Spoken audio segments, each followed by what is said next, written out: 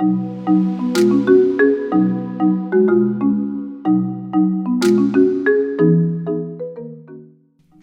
to Adventure Lens NZ, where we strive to connect communities with the outdoors, photography and video. Hey, I'm Andy Thompson, and today's session features an exclusive interview with the talented and dedicated Anna Hughes and Wayne Johnson, based out of the Nelson area. I was privileged to work with Anna at Otago Polytechnic, running an outdoor instructional program based in Otepoti, Dunedin. Anna's dedication to high standards, personal achievements and hard work ethic is outstanding, and her strong beliefs in environmental sustainability were always inspiring to me, how we could always do better in our daily decisions. I loved having her as a colleague and friend on the team. Anna's husband, Wayne, is a naturally talented outdoorsman. His ability to navigate rivers and boating technicality is outstanding. Wayne also is an excellent craftsman, turning his hand to creating building work with precision. On top of that, he is an excellent videographer, producing and working as a filmmaker. See some links to the captions to his work. He is a caring and always willing to lend a hand. A great guy all round. Hey, I caught up with these two while I was in the area for a quick chat about their work. Unfortunately, I had trouble with the last part of the sound, so I sincerely apologise for that. However, I felt it was worth leaving in. So without further ado, let's cut to the conversation with these two wonderful people. Noisy. Oh. But we were, so the reason I wanted to talk to you was, really interested in how you got into the outdoors, like look back into the history of time. Oh, yeah. And you guys have been into it for a long time. How you kind of got into it and what inspired you to get into the outdoors. Oh, we're filming now? Yeah, we start, yeah. Oh. Dog's here, it's okay. You go. All right.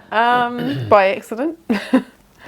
I guess at high school I was a gymnast, and I tried to compete for like a year and a half with shin splints, which was painful, and in the end forced me to give up. And a friend of mine had been a gymnast as well, and had got into multisport, done the kayak leg of a multisport race, a school one. And she was quite good at it. And when she left school, she's a couple of years older than me, they went, oh, now we'll get Anna. She's an ex-gymnast too. She'll be strong and good at kayaking. So I got into flat water racing from that. And then after, kind of joined the local whitewater club and learnt to roll and did a river trip. And then went overseas and worked on a kids' camp, an outdoor centre in the UK after I left school.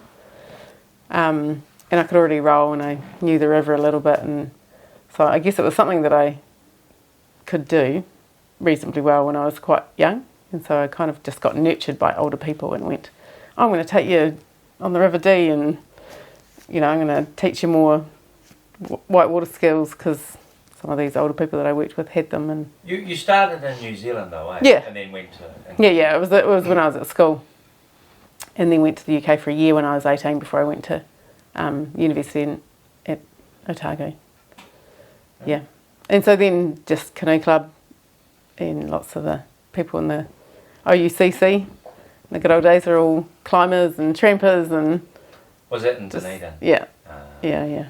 Otago University Canoe Club. And just kind of got swept up in that. And I'd loved working in the UK with young people in the outdoors, and they loved it. And it was a good place to be for them and for me as well. How about you, Wayne? Sorry, can we just stop for a second? What's that beeping? That's the... Neva, can you turn off the washing machine, buddy? The main button?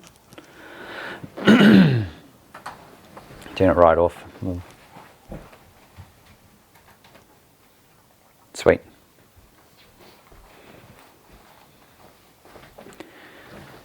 So I got into the outdoors when I was quite young, actually. My father got me into hunting. So down at Turangi, we went there and he got us lost. And it was epic. We had a massive day. We went overnight. He took me up into Pihanga, and first time I saw snow was the next morning when we were trying to get out. Got us completely lost. He nearly fell over a cliff, and we bashed our way out for about 9 hours, got into some stunning forest, like big old podocarp forest. How young were you? 9. And I had to drag him out. Like, he was a wildlife service ranger, so he'd done a lot of time in the bush in that particular area as well. That's where I was born. So it was pretty amazing. It was quite full on. Had these stupid boots on, got terrible blisters, but I was pretty much hooked, really. It was such an adventure. And then didn't really do a lot after that for a while, a little bit of hunting off and on, until I decided I needed a change in lifestyle. I was kind of getting into a bit of trouble in the Coromandel, and did a conservation corps, which was supposed to be in Whirianga. What year? 92,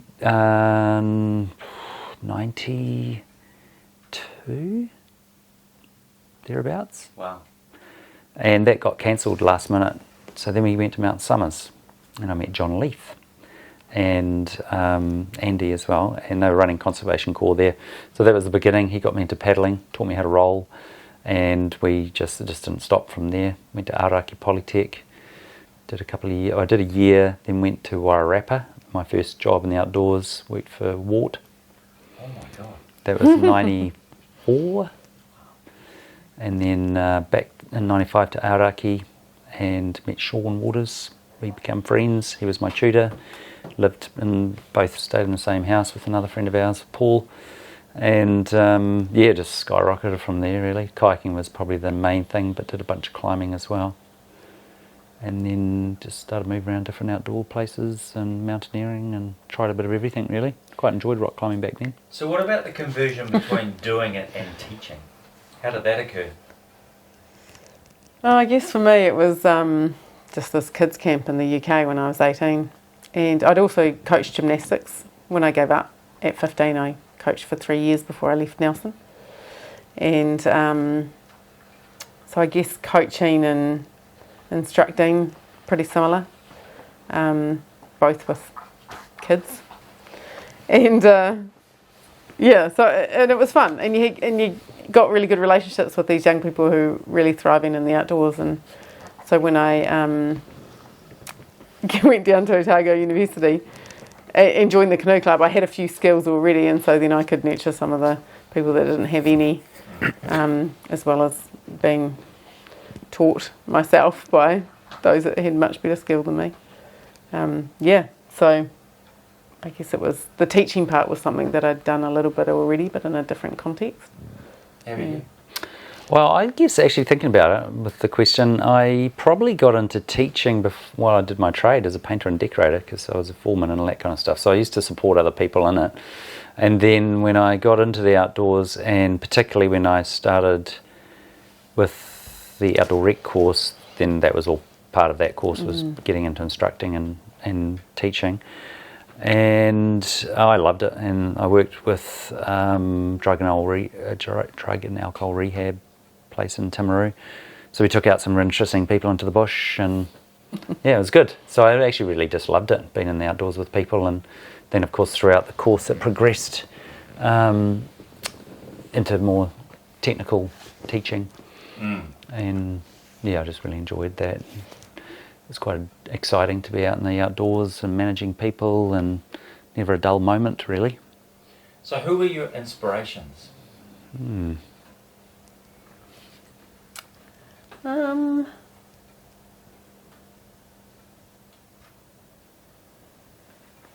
don't know. I guess there've been few, lots at different times in my life. Probably people like Muzz Baker from Canoe Club days. And then people like yourself, Andy Thompson, and Dave Brash in terms of climbing. And I guess they're the people that I've worked with and who I've been taught by, have been mentors. But even just people that, some I couldn't even name anymore, but people through women climbing, when that existed. There are some pretty inspirational women in those days. I can name a few, but yeah. And then as time went on, I don't know, I guess people like Hiker Knottenbout.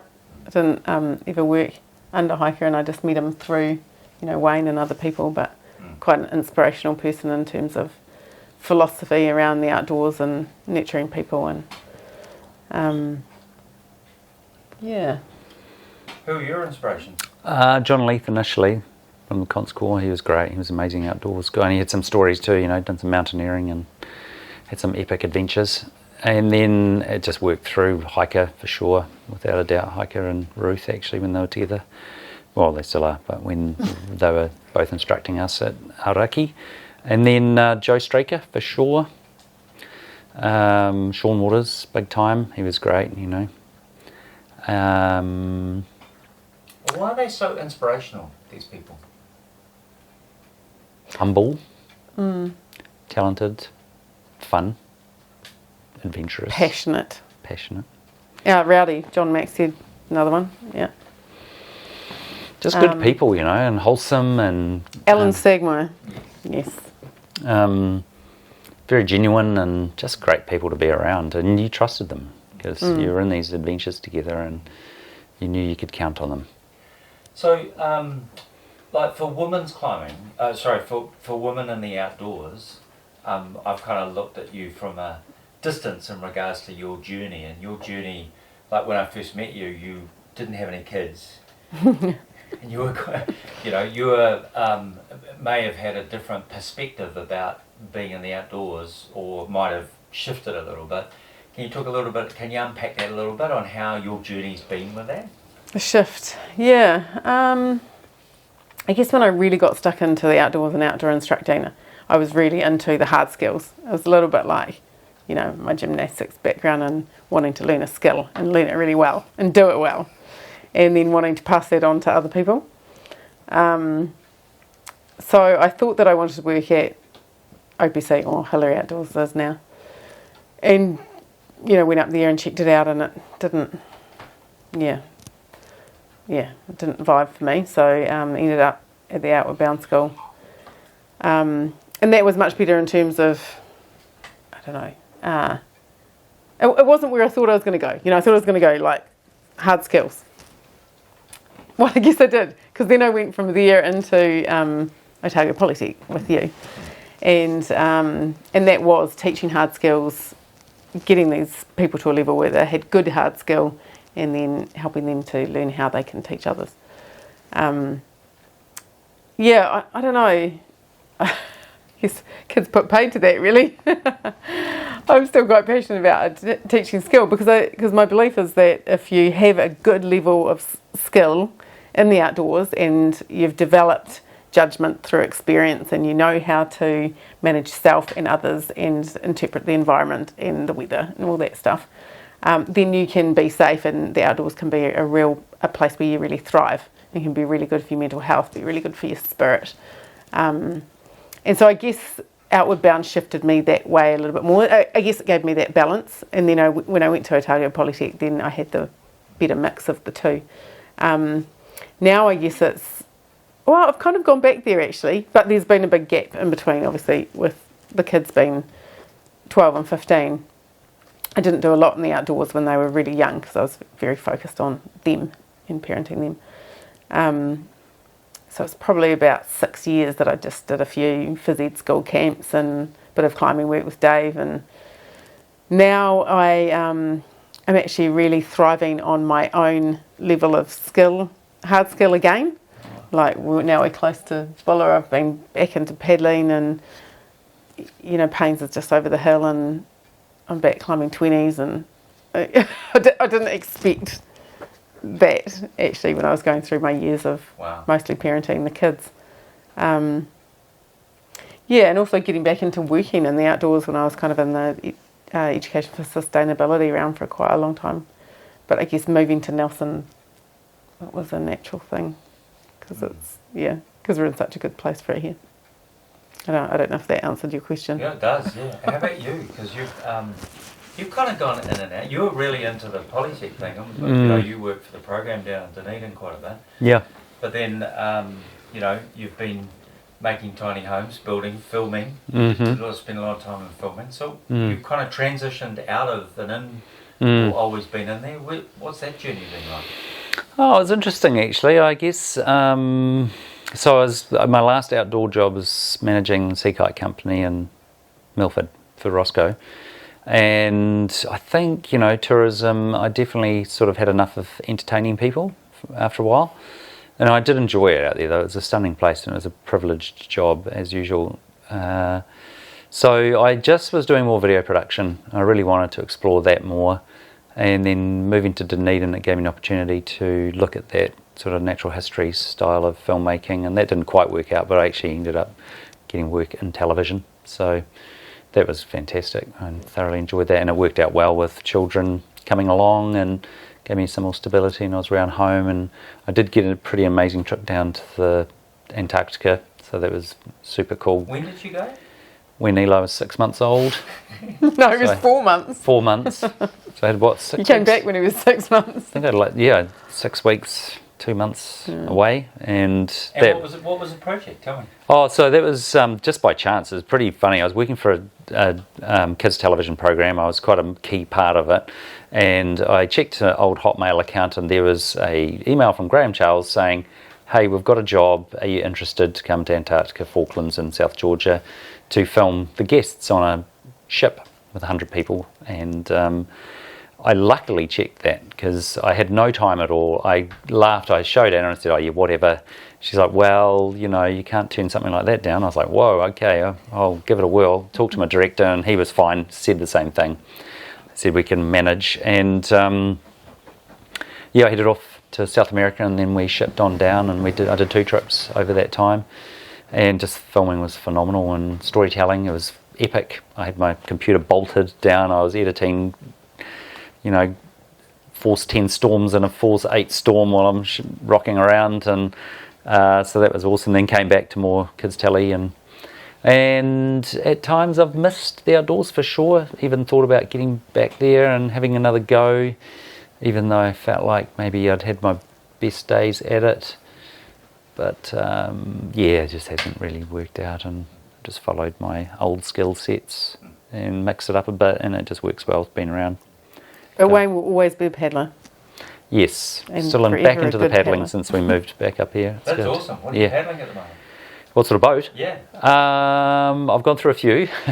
I've got an Axiom, good old dagger, but I tried a few other ones before I settled on this. Sort of settled on it.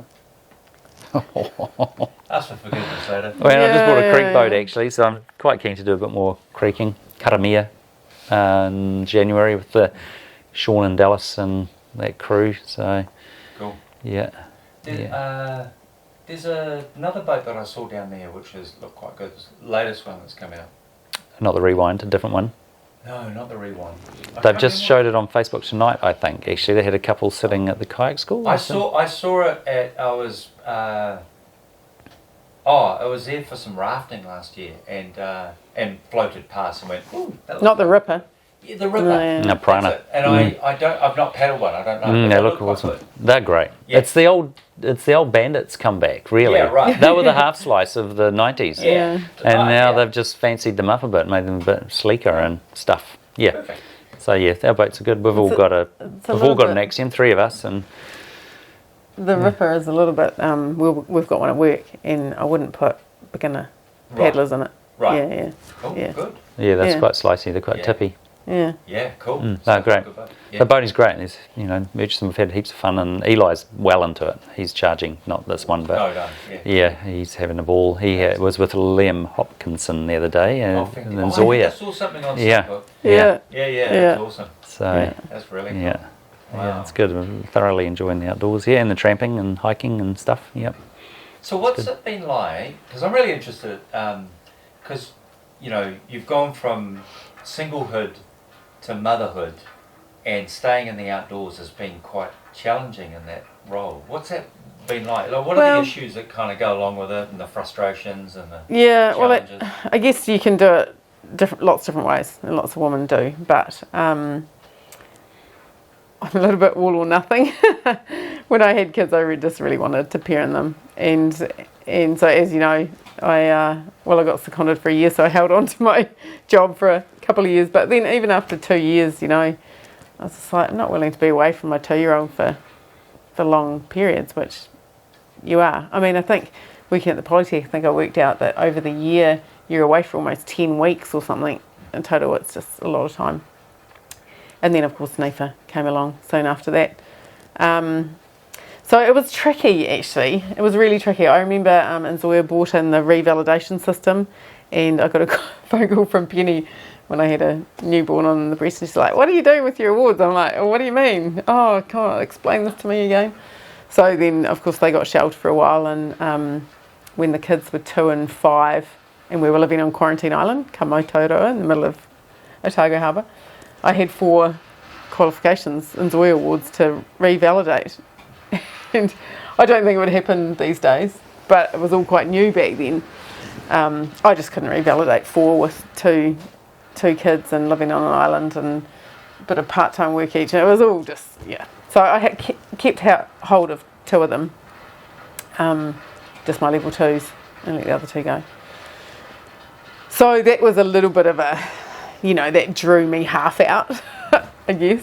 Was it hard? Yeah, it was really hard, because I put so much time in. Yeah, so many years really of getting to that level, and I guess I kind of feel like I'm back there, but I don't have those awards again. You don't have them. Well, they're not registered, is the term now. And I've looked at, maybe I could get them back, but I'm just kind of at this stage in life again where I'm wondering how much longer I'll use them and need them and be in the industry. Do you need them? That's an interesting one, actually. I think when you're young you do, and I think when you've got a wealth of experience and been in it for years and years, and you've kept your toe in it enough, and you know enough people in the industry where they go, oh yeah, they're solid, then you don't necessarily. But definitely in the early days, yes. Yeah, they're invaluable, and I think they offer everyone a really good, solid knowledge of where you're at in that pursuit in the outdoors. Yeah. And do you find in industry that's still the same perception, or is that changing a little bit with NZQA stuff and things like that? No, I think it's still there. I think it depends what aspect of the industry you're in. Like the school system is a tricky one, because it's hard to get people that are qualified teachers that want to work in the school system that also have all those Nzoia qualifications. So, that's a really tricky one, and really interesting that I guess recently that's where some of the accidents have been happening too. So. Yeah, what do you think about the latest accident? That's going to surface a few things. Yeah, well, it's just added a whole lot of stress to school outdoor education. Really has.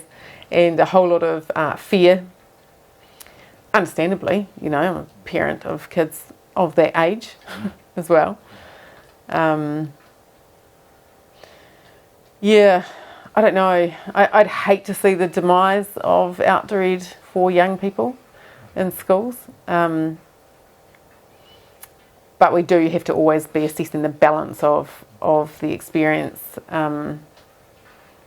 giving the kids the experience and the level that we're giving it to them at in the level of qualification of the people that are running it.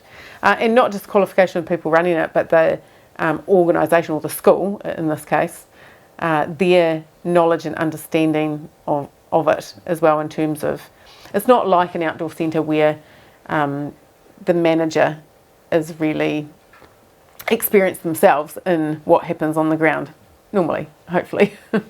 And so they have that, they can make that judgment with the people on the ground, but it's not quite the same in schools, and it puts everyone in a really tricky place, I think. Yeah. Yeah, I'd imagine they're quivering at the moment. Yeah. Yeah. What's the most exciting adventure you've ever done? Have children? Pick one. Oh my gosh. Oh, yeah, that's tricky.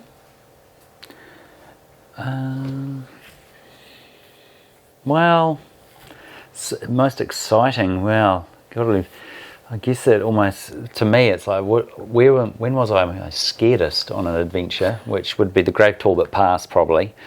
But the most exciting, well, yeah, one of the more exciting ones was a river trip in California, 3 days. Mick Hopkins and Nikki Kelly and all the classic old schoolers. 3 days on a Class 5 river, continuous. It was pretty exciting. Awesome. And just great camping and warm and, bears and snakes and all that stuff. So that's probably my, in a way, highlight one. Grand Canyon was pretty damn good too, though. There's quite a, How many beers? few of them. Still haven't got there yet. Still there. Greatest adventure? I don't know. I actually can't think of anything that... I mean, there's lots of things that stand out, but I couldn't pick one. Or can you find what's the most amazing teaching moment that you might have had? Tricky questions. That's right. I don't know. I guess they're not so much teaching moments, but they have been moments when I've been teaching, and one of them was working with Graham Pringle. Just worked so well with him, and we climbed lots together. We worked teaching climbing together, and just flow state really was amazing. And probably actually the last time we worked together, I was about this pregnant. And I've got this fantastic photos of us both wearing those Nzoi caps that you're wearing, and both wearing the same, I don't know, Coloured top, the red Kathmandu zip up top a bit like this. And my tummy was like this, so he shoves a helmet under his. And it's just fun, those moments of just having a great time doing what we're doing in the outdoors with good people. He's a cool guy. Yeah. Yeah. Miss him. Yeah. I know, things like that. If you had to give your younger self advice on what you know now and you were starting out in the outdoors, what would that be? Dare to pause.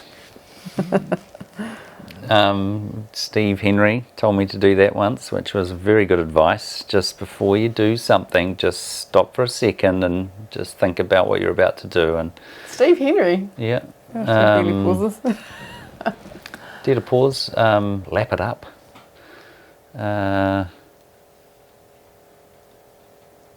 I mean, there's so many things, but yeah. That's a good one. I think mine would actually be have a backup career. And I often said this to, the fourth year phys ed Otago Uni students when Rowdy would get me in to talk to them about my journey when I was back teaching at the Polytechnic. Must have been those days, sometime. And, especially for women, if you do want to have a family and you want to put that time into the family, yes, you can go back into the outdoors, and I have, and it's not that hard, but at the same time, it's good to have something else.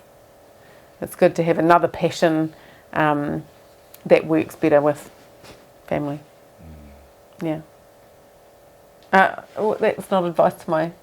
Yeah, it is advice to my younger self, probably. Yeah. Yeah, but you've got a teaching qualification, though, haven't you? I do. Yeah. That's a good backup. You want to teach. Well, if you enjoy, Anna's a good teacher, but it just depends on the circumstances, doesn't it? Oh, yeah, I don't know. I don't think... Teaching was never meant to be my backup. Right. Yeah, I actually just went to Teachers College to have a teaching qualification to work in the outdoors, not to work in a school. Yeah, the school system is an interesting place. What do you think about the pay rate for outdoor people? Because it's changed a little bit over the years. Yeah, it has. Guess we compared it to Outbound recently, didn't we? And I mean, it felt pretty good at the time. When you get to that level, though, I mean, prior to that, it was never too bad. In tourism, it was kind of acceptable in the day. I mean, if you sort of did your hourly rate, it wouldn't look very good. And if you probably looked at the responsibility, then again, it wouldn't look probably that great. But because it is a bit of a lifestyle choice, which is, you do it for the love, not the pay. No, yeah. no, you shouldn't. Well, You shouldn't. I mean, I think it's reasonable. I don't even know what it is now, but like where it's based at now. But I think when we looked at Outward Bound recently and talking to a few people, they were doing okay there, weren't they? Yeah, I mean, Outward Bound is an exception. I think it that's is, probably the best paying job, yeah, it would be outdoor too. job you could get is there right now.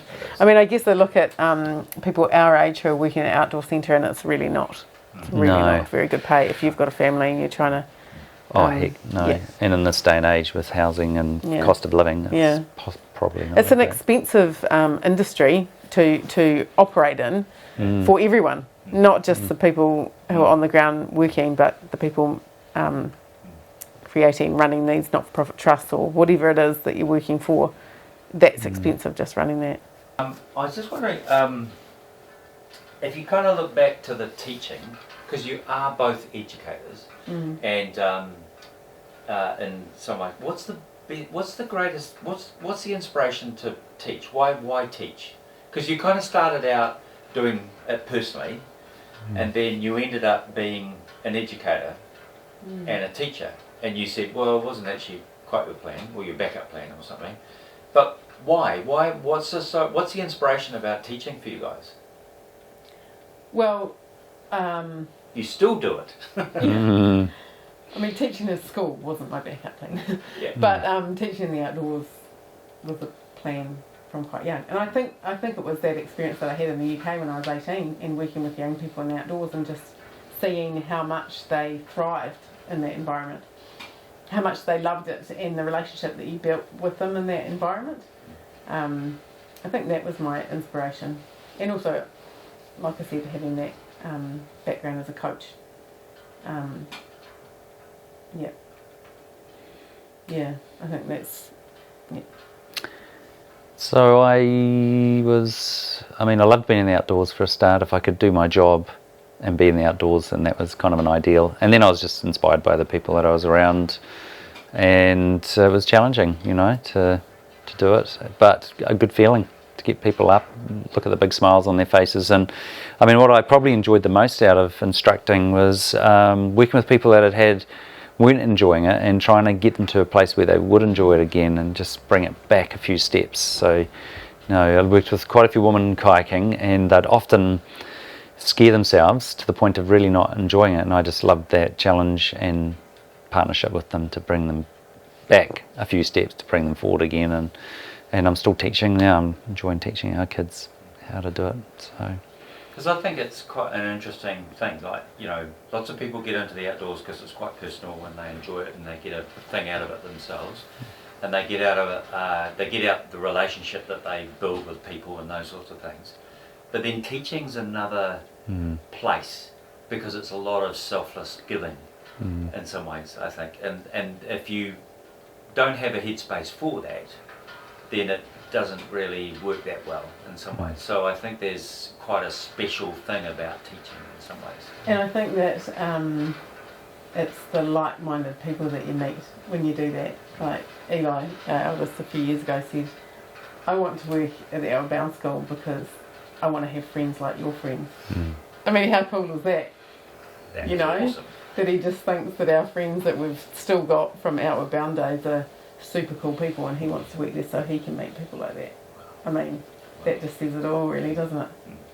And I guess the other thing for me about teaching people is that I found this love for doing these things in the outdoors, and there's a joy and a satisfaction in helping other people find that love too.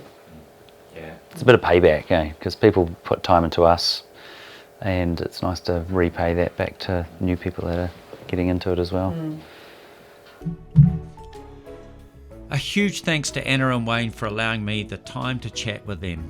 I hope you have found inspiration from this conversations, and these are just some of the heroes working in the outdoor industry making a difference. I truly believe outdoor education plays a pivotal role in the health and well-being of people and is a strong antidote to the stress and struggles that people face today. We greatly appreciate your time and attention in listening. To support our mission of connecting communities with the outdoors, photography and videography, this podcast is available on popular platforms such as Spotify, Apple and Podbean. And we invite you to subscribe as it is a free and cost-effective way to help us keep bringing you inspiring content. You can also give us a 5-star rating if you enjoyed this podcast. Thank you for being so supportive, and let's keep exploring the amazing people, environment and world together.